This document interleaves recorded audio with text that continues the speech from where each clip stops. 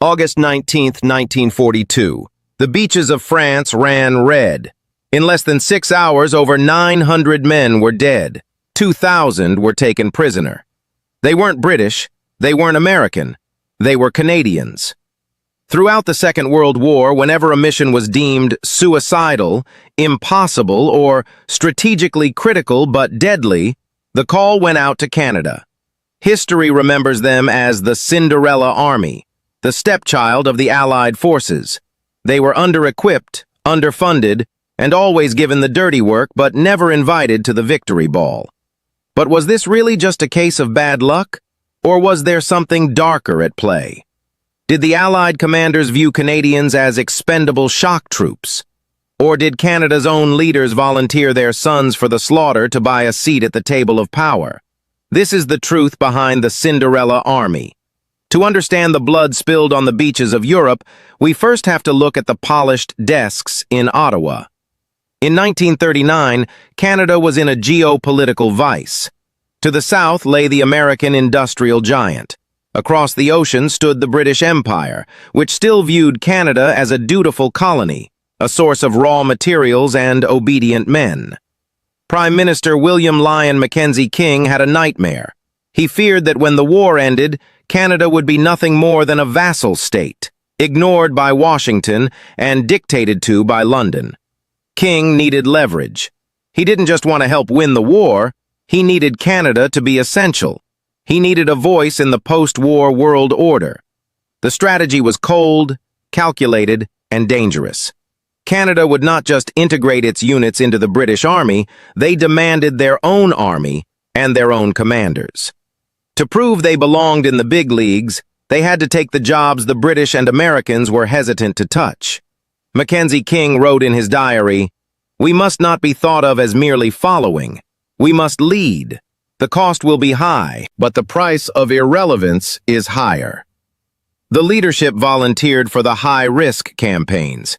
They wanted the glory that came with the hardest fights. But the men who would pay the bill for this political ambition hadn't even learned how to march yet. When Hitler invaded Poland in September 1939, the Canadian military was a joke. The permanent active militia had fewer than 4,500 men.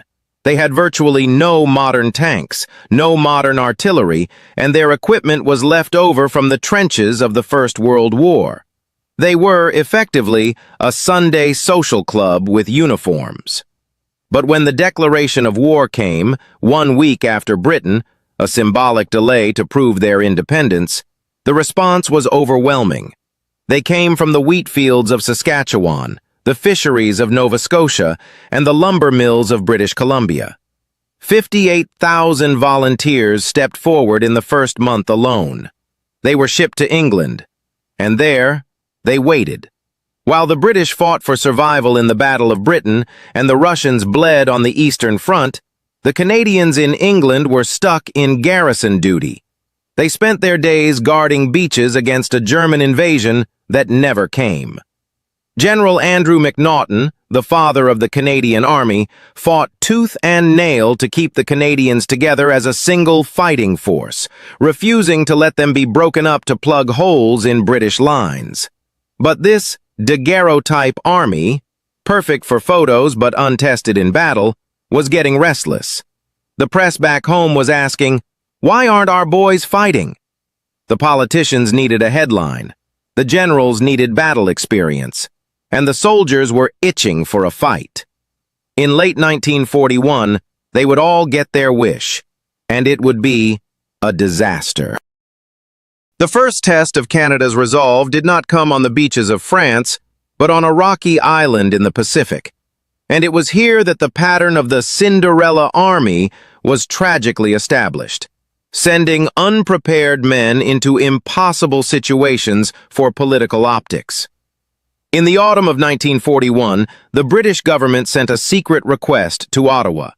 They needed reinforcements for the garrison at Hong Kong. Winston Churchill himself had previously admitted that there was not the slightest chance of holding Hong Kong against a Japanese attack. He called it an indefensible outpost. Yet London asked for Canadian troops to bolster a symbolic show of strength, hoping to bluff the Japanese Empire into hesitation. Ottawa, eager to prove its worth and demonstrate that Canada was a global player, agreed without hesitation. They selected Sea Force, 2 battalions, the Royal Rifles of Canada and the Winnipeg Grenadiers. There was a fatal flaw in this selection. These men had been serving on garrison duty in Newfoundland and the Caribbean. They were not battle-hardened shock troops. Many had never even fired a mortar in training. They were shipped across the Pacific with virtually no heavy equipment, their transport vehicles diverted to the Philippines by mistake. They arrived in Hong Kong in mid-November 1941, exhausted and under-equipped, walking into a trap that had already been set. 3 weeks later, the bluff was called. On December 8th, just hours after the attack on Pearl Harbor, battle-hardened Japanese forces poured across the border from mainland China. The 1,975 Canadians found themselves outnumbered 4-1, lacking air support and fighting without hope of evacuation. For 17 days, they fought a desperate, vicious battle. They were pushed back from the mainland to the island, fighting street by street, hill by hill. At the Wong Nai Chung Gap, the Winnipeg Grenadiers held their ground until they were practically wiped out. The Royal Rifles, exhausted and starving, launched counterattacks with bayonets against machine guns. There was no lack of courage, only a lack of support. On Christmas Day, 1941, the colony surrendered. 290 Canadians were killed in the fighting. But the horror was just beginning. The survivors were marched into Japanese prisoner-of-war camps, where they would endure 4 years of starvation, torture, and slave labor. Another 260 would die in captivity. The destruction of Sea Force was a shock to the Canadian public. Ottawa had sent nearly 2,000 of its sons to reinforce a position the British knew couldn't be held. It was a sacrifice made for the sake of imperial solidarity. But in the halls of power, the lesson wasn't never again. The lesson was that Canada was willing to pay the blood price. Back in Europe, the pressure was mounting. By 1942, the Soviet Union was crumbling under the Nazi onslaught. Stalin was demanding a second front in the West to draw German divisions away from Moscow. Churchill and Roosevelt knew they weren't ready for a full-scale invasion of France. They didn't have the ships, the air superiority, or the logistics. But they had to do something. They needed a gesture, a raid. They called it Operation Jubilee. The target was the French port of Dieppe. The plan was audaciously complex, relying on absolute surprise and clockwork precision. It involved a frontal assault on a fortified port city, a tactic military strategists had advised against since World War I. Who would lead this high-risk experiment?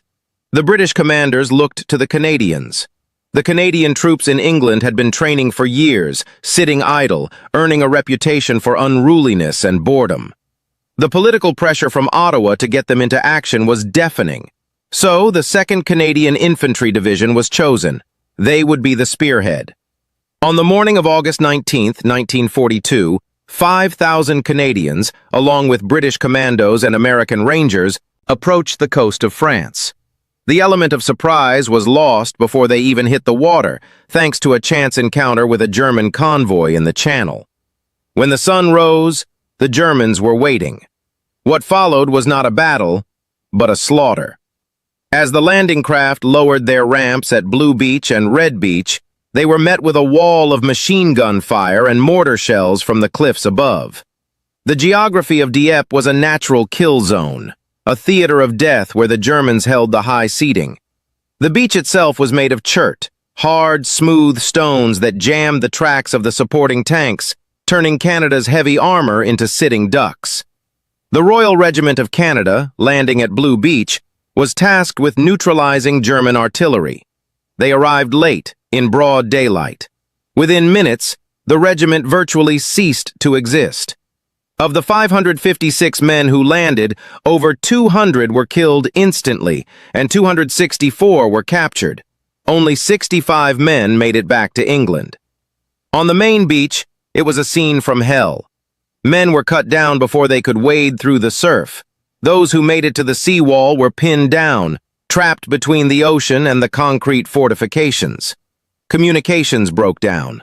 Commanders offshore, blinded by smoke, sent in reinforcement waves, thinking the first wave had breached the town. They were simply feeding more men into the meat grinder. By early afternoon, the order to retreat was given. But for many, there was no retreat. The rescue boats were sunk or driven off by intense fire. Thousands of Canadians were left on the beach, wounded and exhausted, raising their hands in surrender as the German soldiers moved in. The toll was catastrophic. Of the nearly 5,000 Canadians who embarked, only 2,200 returned, and many of them were wounded. More prisoners were taken at Dieppe than in the entire campaign in Northwest Europe that would follow years later. In the aftermath, Allied command tried to spin the narrative. Lord Mountbatten, the architect of the raid, famously claimed that, for every soldier who died at Dieppe, 10 were saved on D-Day. They argued that Dieppe taught them how not to launch an amphibious invasion. Don't attack a port. Bring better bunker-busting naval support. Improve communication. While these lessons were technically true, to the families receiving telegrams in Toronto, Montreal, and Vancouver, it felt like a betrayal. It seemed as though their sons had been used as guinea pigs, a live fire exercise to test German defenses. The Cinderella Army had been given the worst job imaginable, a suicide mission disguised as a raid. But Dieppe did something else. It hardened the resolve of the survivors. It forged a grim, cynical professionalism in the Canadian Army. They had seen the worst the war could throw at them. They had been tested in blood and fire. And as the war turned toward the Mediterranean, the Allies would call on them again. Not for a raid this time, but to crack the toughest nut in Europe. The Canadians were going to Italy, and they were bringing the ghosts of Dieppe with them. After the disaster at Dieppe, the survivors were licked into shape, their ranks replenished by fresh volunteers from home. But the stain of defeat lingered. The Canadian Army needed a victory. They needed to prove that they weren't just victims of bad planning, but a fighting force capable of breaking the Wehrmacht. They found their chance in the summer of 1943, not in France, but in the sun-baked hills of Sicily. Operation Husky, the invasion of Sicily, was the first major return to European soil for the Canadian Army. But even here, politics played a role.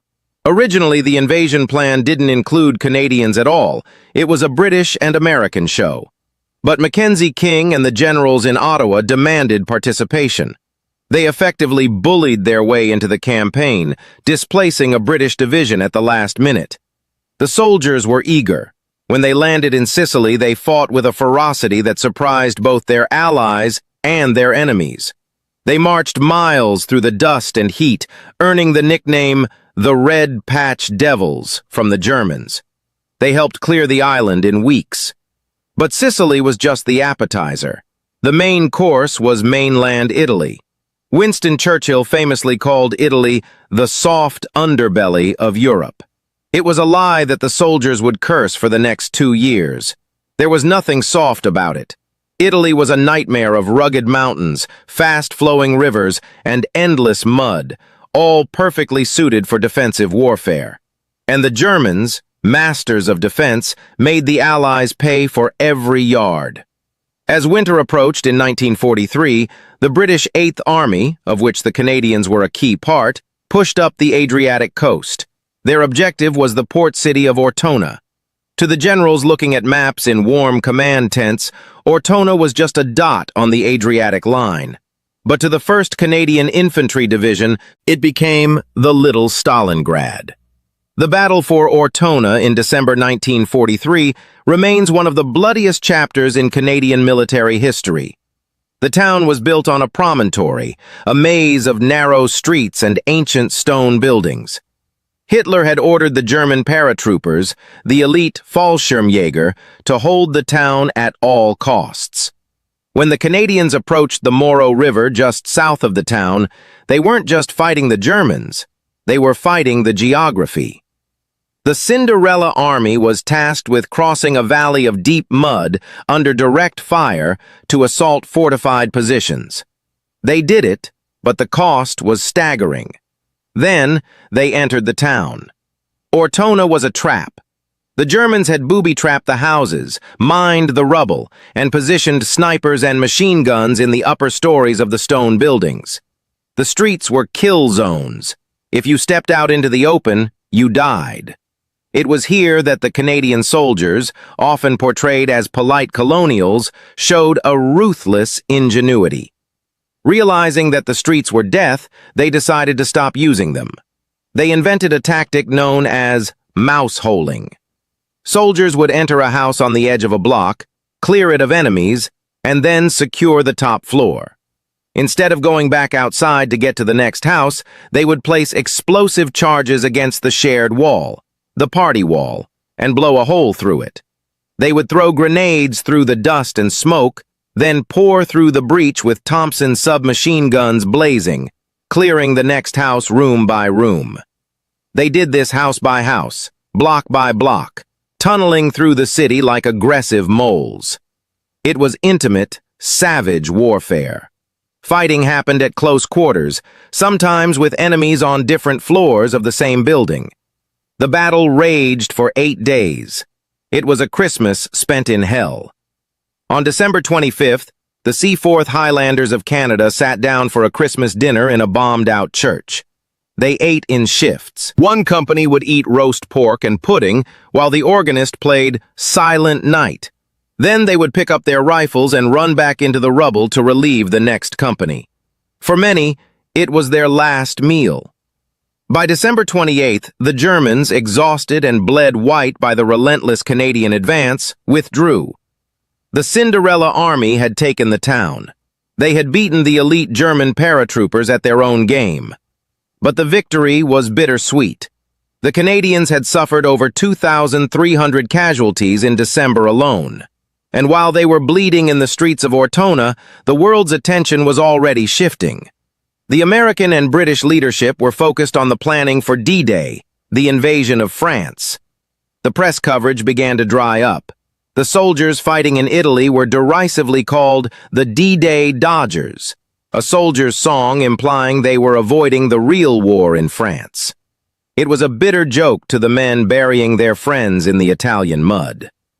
Ortona proved that the Canadian Army was no longer an amateur force. They were shock troops, capable of taking on the hardest assignments the war could offer. But their reward for success was simply more hard assignments.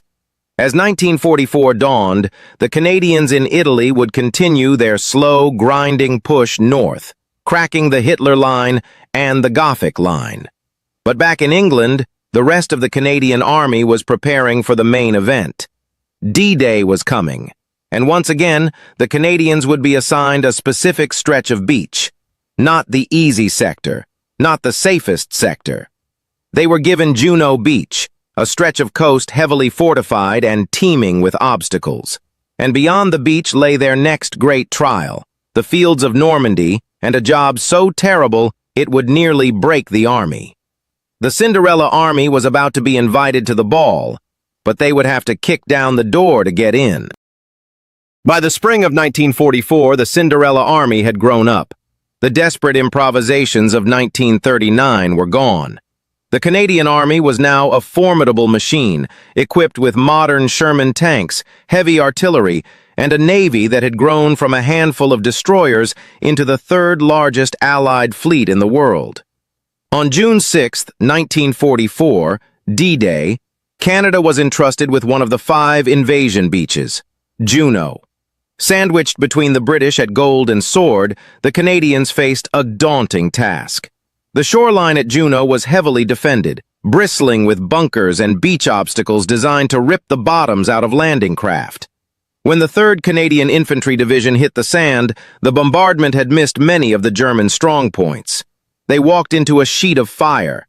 Yet, in a testament to their evolution as shock troops, the Canadians didn't falter.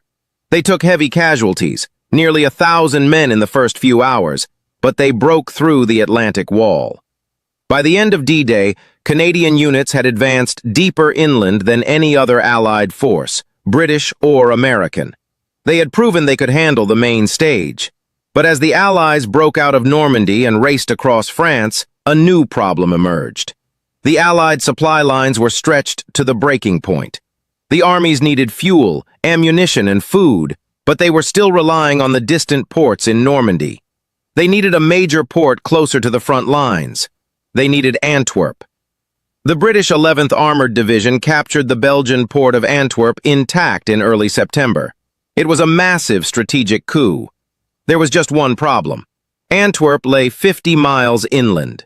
To get ships there, they had to travel up the Scheldt estuary, and the banks of that estuary were firmly in the hands of the German 15th Army. Until the banks were cleared, the port was useless. It was a cork in a bottle. Field Marshal Bernard Montgomery, the British commander, was focused on his ambitious Operation Market Garden, a thrust into Germany. He ignored the Scheldt. By the time the Allied command realized their mistake, the Germans had dug in, fortifying the riverbanks with concrete, mines, and artillery. Someone had to go in and clear them out. It was a job that required fighting in terrain that was barely land at all. It was unglamorous, brutal, and absolutely vital. Naturally, the job was given to the 1st Canadian Army. The Battle of the Scheldt would become the epitome of the Cinderella Army experience. The terrain was a nightmare. The Scheldt estuary was a flat, low-lying landscape of polders, reclaimed land below sea level, protected by dikes. The Germans, realizing the defensive advantage, breached the dikes. The freezing waters of the North Sea flooded the fields. The Canadians weren't fighting a traditional land war. They were fighting in a slurry of freezing mud and salt water. Tanks were useless, bogged down instantly in the mire. Air support was often grounded by the relentless autumn fog and rain. It became an infantryman's war, fought along the narrow tops of slippery dikes. The soldiers called it the watery hell. To advance, men had to walk in single file along the exposed dike tops, silhouetted against the gray sky, walking straight into German machine gun fire. If they dove for cover, they landed in minefields or drowned in the flooded polders on either side. The climax of this misery was the assault on the Walcheren Island Causeway, a narrow strip of land connecting the island fortress to the mainland. It was a straight, deadly runway, 1,200 yards long and only 40 yards wide, completely exposed to German artillery. The Canadians were ordered to take it. The Black Watch, Royal Highland Regiment of Canada, already decimated in previous battles, was thrown into the grinder again. Companies were reduced to the size of platoons. Platoons were reduced to a handful of men. During October and November 1944, while the American armies were making headlines with their drives toward the Rhine, the Canadians were waist-deep in freezing water, suffering from trench foot and exhaustion, engaging in vicious hand-to-hand combat to clear the estuary. The psychological toll was immense. The men felt forgotten. They knew that taking a muddy estuary wouldn't make the front page of the New York Times or the London Times. There was no glory in drowning in a Dutch ditch, but the strategic reality was undeniable. Without the Scheldt, the Allied advance would have stalled completely. The Cinderella Army was effectively saving the entire Allied campaign in the West, but they were paying for it with over 6,000 casualties in 5 weeks of fighting. When the first supply ship finally docked in Antwerp on November 28, 1944, the Canadian soldiers were too exhausted to celebrate. They had done the job no one else wanted. They had cleared the throat of the Allied supply line. But the political game in Ottawa wasn't over. The heavy casualties in the Scheldt and Italy had triggered a crisis back home. Canada was running out of volunteers. The government faced a conscription crisis that threatened to tear the country apart. Mackenzie King's gamble, trading blood for influence, was now demanding a payment he couldn't afford. And yet, there was one final act to play, a role that would finally transform the Canadians from shock troops into saviors. As the war entered its final months, the 1st Canadian Army was turned north, toward a starving nation that had been under the Nazi boot for 5 years. They were going to liberate the Netherlands. After the muddy hell of the Scheldt, the 1st Canadian Army was given a task that would define its legacy forever. It wasn't a suicide mission or a diversionary raid. It was a mission of mercy. To the north lay the Netherlands. The Dutch people were enduring what history would call the Hunger Winter of 1944 to 45. In retaliation for a railway strike supporting the Allied advance, the Nazi occupiers had cut off all food shipments to the western provinces. Fuel had run out.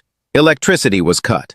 By early 1945, millions of Dutch civilians were living on less than 400 calories a day. They were boiling tulip bulbs and sugar beets to survive. People were collapsing in the streets, dying of starvation and hypothermia. Over 18,000 civilians starved to death. The Canadian Army was tasked with clearing the Germans out of the Netherlands and opening up supply routes to feed the dying population. For the soldiers who had spent years being treated as the Cinderella Army, given the jobs no one else wanted, fighting for inches of mud in Italy and Belgium, this campaign felt different. The fighting was still brutal. As they pushed into the Rhineland and liberated cities like Arnhem and Groningen, the Germans fought with the desperation of a dying regime. In the Battle of Groningen, Canadian soldiers engaged in vicious street fighting against SS troops who refused to surrender, even as the city burned around them. But as the Canadians advanced, town by town, something shifted. They weren't just taking territory, they were saving lives. In late April 1945, realizing that fighting through the densely populated Western Netherlands would result in mass civilian casualties, Canadian commanders negotiated a unique truce with the German occupiers. It paved the way for Operation Manna. Canadian and Allied bombers, usually loaded with high explosives, were loaded with food rations. They flew low over the starving cities, dropping bread, chocolate, and canned meat to the crowds below. For the Dutch, looking up at the roar of engines, it was the first time in 5 years that the sky didn't bring death. When the German forces in the Netherlands finally surrendered on May 5, 1945, the floodgates of emotion burst open. As Canadian tanks rolled into Amsterdam, Rotterdam, and The Hague, they were not met with sniper fire, but with a sea of orange. Millions of Dutch civilians flooded the streets. They climbed onto the tanks, burying the dusty, exhausted soldiers in flowers and kisses. For men who had seen the worst of humanity at Dieppe and Ortona, this was an overwhelming affirmation of their sacrifice. The Cinderella Army had finally arrived at the ball. They were the heroes of the hour. The bond forged in those weeks between Canada and the Netherlands remains unique in military history. It is a bond built not just on shared victory, but on shared humanity. To this day, the Dutch royal family sends 10,000 tulip bulbs to Ottawa every year, a floral tribute to the men who came from across the ocean to break the chains of hunger. Conclusion: the cost of a seat at the table. So, was Canada always given the worst jobs in World War II? The evidence is hard to ignore. From the hopeless defense of Hong Kong to the slaughter at Dieppe, from the street-fighting hell of Ortona to the drowning mud of the Scheldt. Time and again, the 1st Canadian Army was thrown into the meat grinder. But to say they were merely victims or sacrificial lambs is to misunderstand the brutal arithmetic of the war and the cold ambition of the men running it. Prime Minister Mackenzie King and his generals wanted Canada to be more than a colony. They wanted a distinct national identity. They gambled that the only way to buy a seat at the table of world powers was with the currency of blood. They were right. Canada emerged from the Second World War not as a subordinate dominion, but as a confident, independent middle power. They became a founding member of the United Nations and NATO. They boasted the 3rd largest navy and 4th largest air force in the world. The respect earned on the battlefield translated directly into influence in the peace that followed. But the cost of that new identity was paid by the 45,000 Canadians who never came home. It was paid by the men who drowned in the landing craft at Dieppe, the men who froze in the mountains of Italy, and the men who walked into the machine gun fire on the dikes of the Scheldt. They were called the Cinderella Army because they were poorly dressed and given the dirtiest chores. But like the fairy tale, they emerged from the ashes transformed. They didn't get the glory of the Americans or the stoic reverence of the British. They got something else. They got the hardest jobs, because in the end, the Allied commanders knew the Canadians were the only ones tough enough to do them. They were an army of volunteers who walked through hell, not for conquest, but for the person standing next to them. And in the end, that is a legacy far more enduring than any seat at a political table.